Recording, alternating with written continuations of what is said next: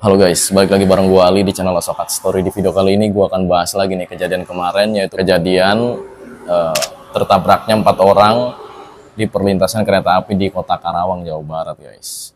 2 hari yang lalu gue udah bahas kronologi singkatnya gitu kan, dan di video kali ini gue akan bahas lagi nih kronologi detailnya, terus siapa aja nih yang menjadi korbannya gitu kan, siapa aja yang menjadi korbannya nih. Jadi di sini gue akan bahas detail nih geng, namanya siapa, alamatnya di mana. Jadi gue akan bahas detail 4 orang ini yang menjadi korban tertabraknya kereta api kemarin guys. Beberapa hari yang lalu kita digembarkan dengan kecelakaan nih gengs, kecelakaan yang menewaskan 4 orang. Pada saat itu peristiwa naasnya terjadi ketika hari Minggu nih guys, hari Minggu tanggal 22 September tahun 2024 jam 7 pagi. Jadi 4 orang korban ini salah satunya diantaranya geng ya, salah satunya itu sedang beristirahat karena dia itu sebelumnya habis mengaliri ladangnya kayak gitu geng. Loh, kenapa dia istirahatnya di rel kereta? Karena ini sudah menjadi kebiasaan guys, menurut keterangan salah satu pihak keluarga korban itu geng. Salah satu pihak keluarga korban itu geng. Dia habis ngairi ladangnya, terus dia istirahat, duduk tuh di situ di rel. Jadi dia ngira nggak ada rel yang lintas lah kayak gitu. Kalau gue pribadi kayak aduh, ini hal yang sangat disayangkan sih guys. Cuman ya mungkin kita ngambil sudut pandang yang berbeda nih geng. Kadang-kadang orang nih kalau udah kebiasaan, udah template nih ya, jadi dia sadar nggak sadar terus ya udah dilakuin aja gitu loh. Maksud gue antara dua itu gitu loh, antara sadar apa enggak. Jadi kayak udah apa ya, udah otomatis gitu loh geng, bahasa gampangnya lah, udah otomatis aja kayak gitu. Contohnya misalkan lu misalkan habis ngecas HP ya enggak, ya pastinya lu main HP kan, nggak mungkin lu habis ngecas terus HP lu taruh ya kan. Ya sama, gue juga sama, soalnya habis ngecas pasti main HP lah sebentar gitu kan, ya walaupun beberapa menit gitu kan, buka medsos atau buka notif lah kayak gitu. Balik lagi ke pembahasan tadi guys. Dan pada saat itu dia itu nggak sadar lah intinya geng. Duduk di situ, kemudian beberapa menit setelahnya keluarlah kereta guys dari atas rel yang dia jadikan untuk tempat istirahat kayak gitu geng. Dan korban yang gue sebutin ini bernama Bapak Sahaman guys. Bernama Bapak Sahaman, tempat tanggal lahir beliau adalah di kota Karawang, tanggal 3 Juni tahun 1961. Jadi beliau itu berumur ya 65-an tahun lah, kalau nggak 67 tahun kayak gitu kan, ketika kejadian ini terjadi kayak gitu. Tempat tinggal Bapak Sahaman yaitu di Kampung Darigo, RT 4, RW 15, Desa Pegula Selatan, Kecamatan Kota Baru, Karawang, Jawa Barat. Jadi dia asli orang Karawang ya geng, lahir dan juga tinggal di situ. Kita lanjut ke korban berikutnya nih geng.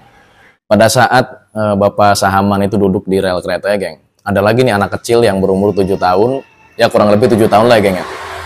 Kenapa gue katakan kurang lebih, ya takut misalkan kurang sebulan 2 bulan atau lebih sebulan 2 bulan, jadi gue pakai bahasa kurang lebih ya guys.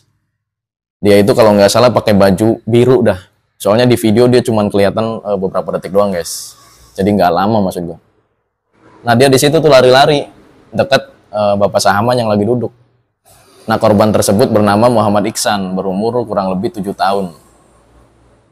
Tempat tinggalnya itu sama dengan Bapak Sahaman guys, yaitu di Kampung Darigo, RT 4, RW 15, Desa Pegula Selatan, Kecamatan Kota Baru, Kabupaten Karawang, Jawa Barat.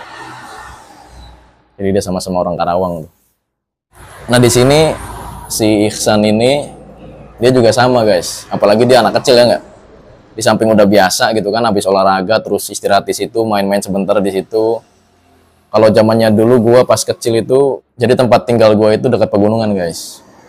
Jadi kalau gua habis olahraga nih kayak mereka tuh lah, hari Minggu lari gitu kan, olahraga.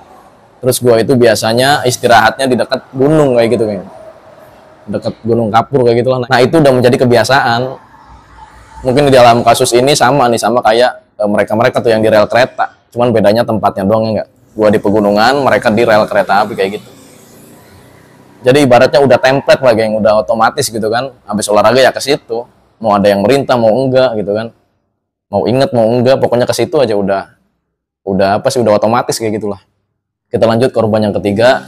Korban yang ketiga bernama Anita Andini. Jadi seorang ibu berumur 37 tahun nih guys.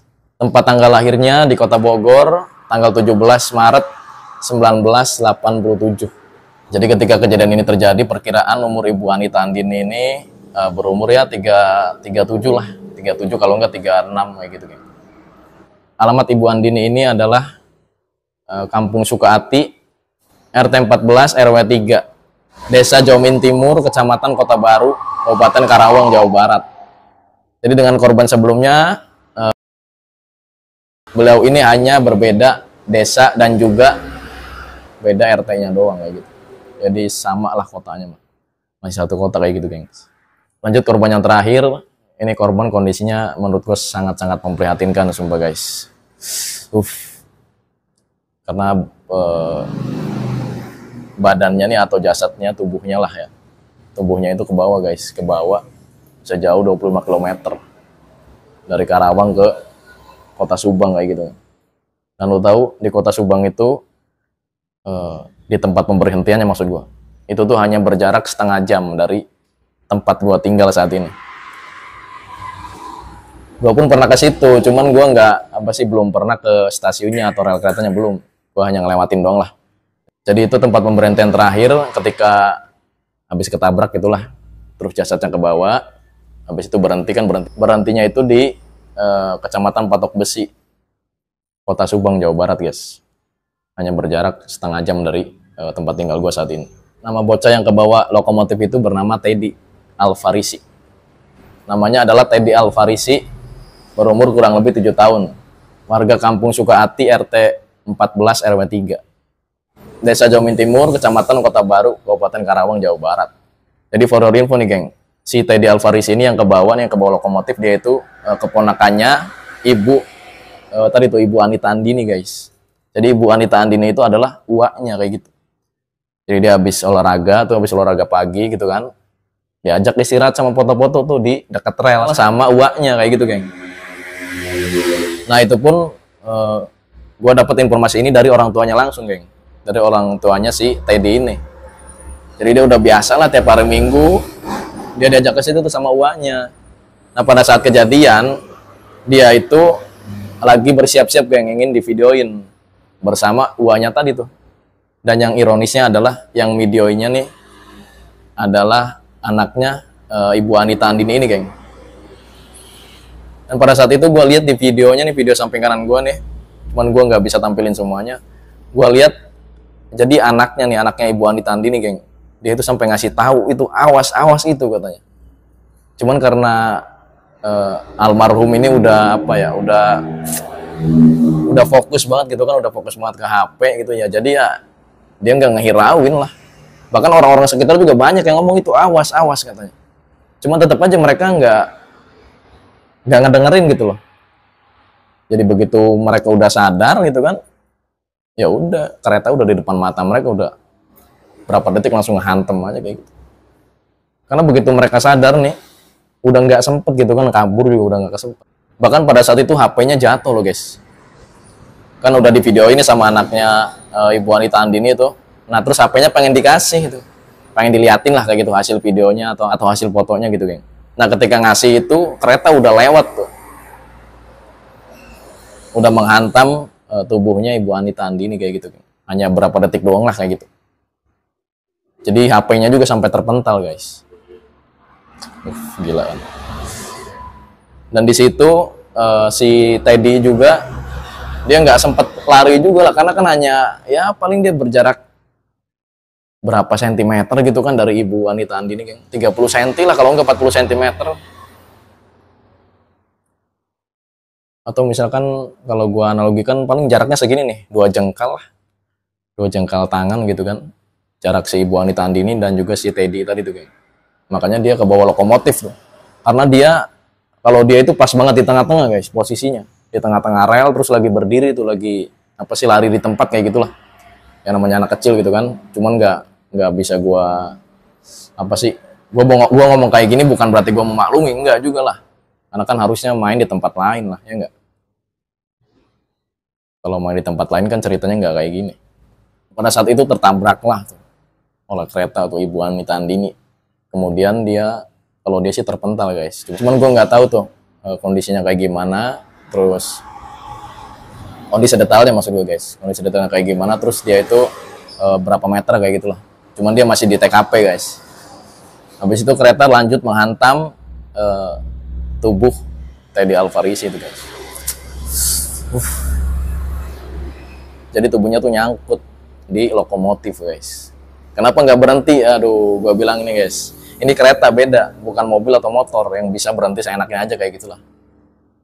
Jadi udah ada aturannya kayak gitu, kayak harus berhenti di mana. Ya lu bayangin aja, misalkan berhenti nih, terus di belakang ada kereta lagi. Ya. Habis itu ada kereta lagi di belakangnya lagi, ya udah. Habis semua tuh.